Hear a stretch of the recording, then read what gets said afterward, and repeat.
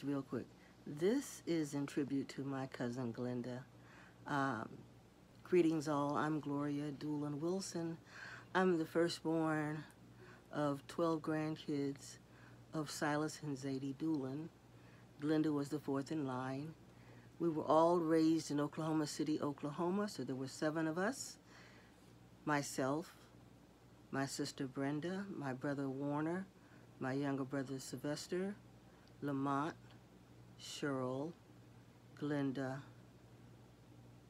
and then in California, Adolph's children, Gregory, Jeff, Terry, Danielle, and Tiffany.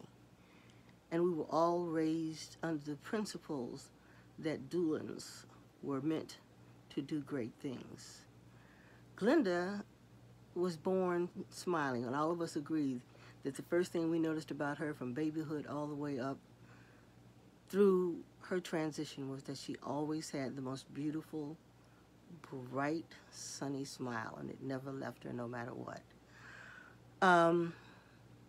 One of the main things about Glenda that I absolutely loved is that she knew everything there was to know about anybody in our family and could go into great detail about who they were, how they got to be where they were, what they went through, etc. She and my grandfather and my Uncle Adolph could be considered the griots of the family.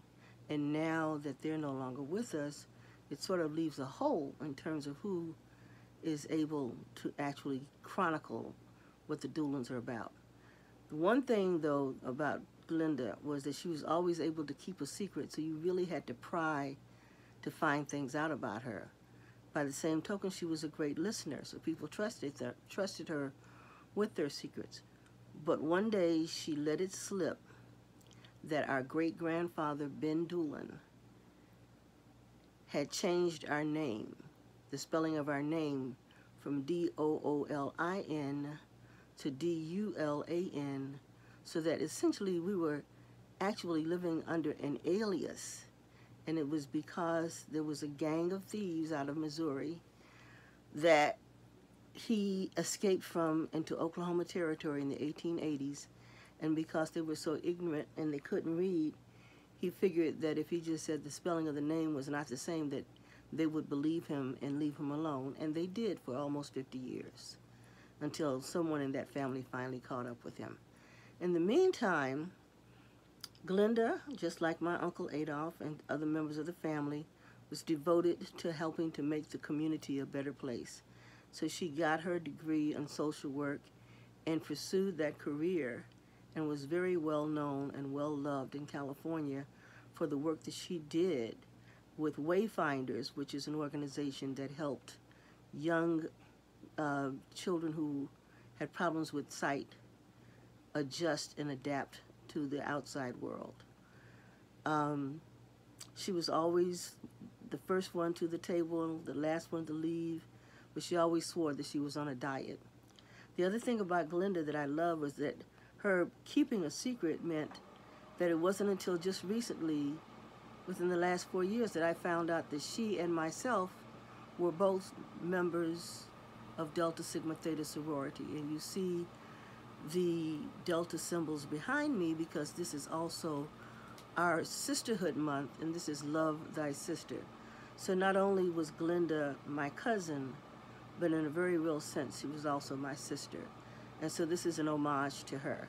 And this right here, although it looks backwards on the screen, is Oklahoma, because we're Oklahoma born, bred, and raised. And we're very proud of that. And we were very proud of our Black and Indian heritage, very proud of everything that we were able to accomplish, and very proud of the fact that we had someone in our family who was so well loved that the outpouring of love from family members all over Oklahoma, Mexico, New Mexico, New York, California, who are just finding out that she's made her transition has been overwhelming.